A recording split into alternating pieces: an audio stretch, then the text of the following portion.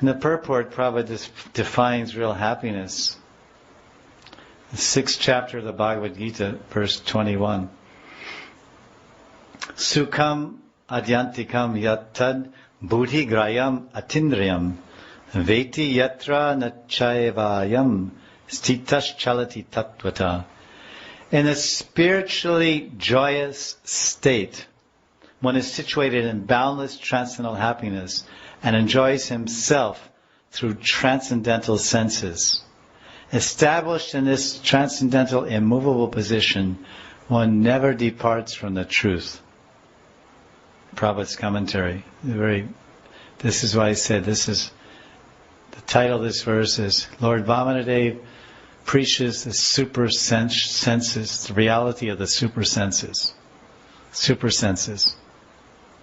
Prabhupada was using very with-it language in his purports. This purport was written in 8th canto was 1974 or 5. He was working on 8th canto. 36 years ago. Prabhupada says, Srila Prabhupada ki jai. One has to perceive happiness by the super senses. What are the super senses? Every one of us is a spiritual being, aham brahmasmi. And every one of us is an individual person. Our senses are now covered by material elements. And because of ignorance, we consider the material senses that cover us to be our real senses. The real senses, however, are within the material covering. Tahino shminyata dehe. Within the covering of material elements are the spiritual senses. Sarvapati vinir muktan tatprat twaina nirmalam. When the spiritual senses are uncovered, by these spiritual senses we can be happy. Satisfaction of the spiritual senses is described. Rishi kena rishi kesha sevanam bhaktir uchate. When the senses are engaged in devotional service to Rishikesh, then the senses are completely satisfied. Means, in other words, when our senses are engaged in serving Krishna, then we're completely satisfied. Without this superior knowledge, one may try to satisfy his material senses, but happiness will never be possible. If one is not trained to satisfy the spiritual senses and continues in material sense gratification, he'll never obtain happiness that is eternal and blissful. Prabhupada is explaining that our real senses are now covered by material elements. The real senses are within the material covering. We have some experience of that, the inner senses. Now listen closely, if you're awake. We hear that Krishna's Angani Yasya Sakalendriya Vritti Manti Yashyanti Kadayanti Chandrayanti. That Krishna's senses are interchangeable. He can hear with his ear, he can hear with his eyes, see with his nose, all these things. We say, well, how is that possible? Because the Lord is, of course, unlimited. But we also have experience of that. In our external, when our consciousness, when our soul and consciousness are acting with our external body, we can only see with these eyes.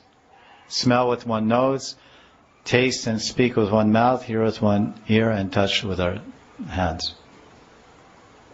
But we dream. In our dream, we can see in the dream. We can smell in the dream. We can taste in the dream.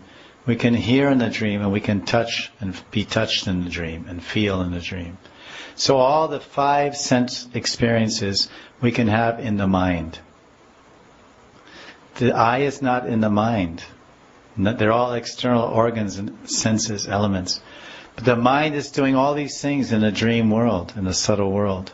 So now from that we can understand that there's beyond these external senses by which we're touching people. Oh, I want someone to embrace me, I want someone to touch me. But in a dream we're touching someone. So the mind is actually the touching agent. The mind is smelling the pizza in the dream. The mind is hearing in the dream. So the body, then that mind is working through this limited body. But if you go beyond the mind, higher than the mind is intelligence. Higher than intelligence is the Atma. Of course, is the Ahankara and Atma. So the so just as the mind has the mind is a total subtle entity, far away from these mundane material eyes and eyeballs and cornea and pupil and iris and all these things. Complete, and is fully capable of seeing. So that means the super senses, it's very easy to make the next logical, reasonable leap or movement that the soul also has senses. The mind has senses.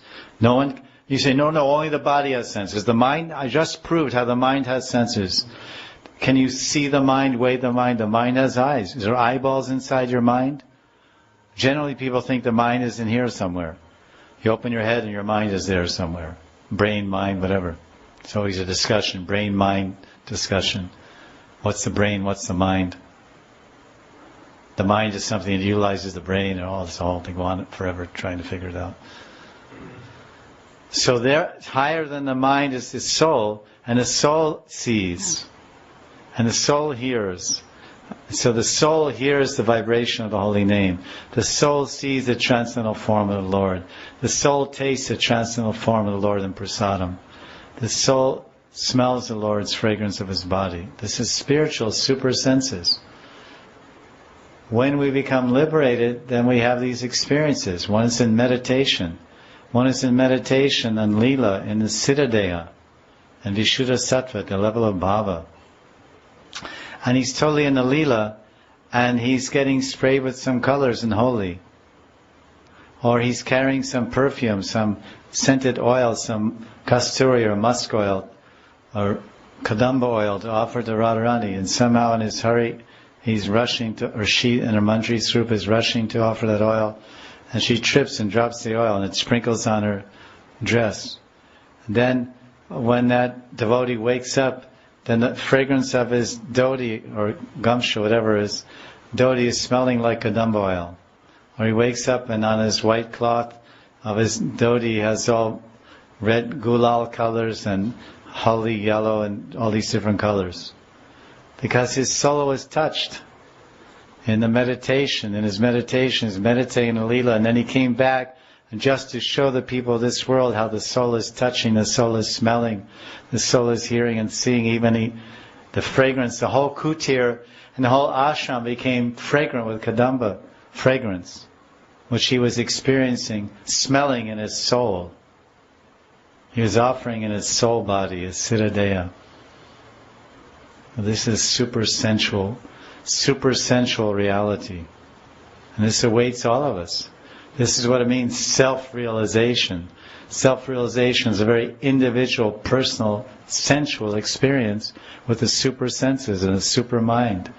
The transcendental senses and transcendental mind. See Krishna with transcendental eyes, spiritual eyes.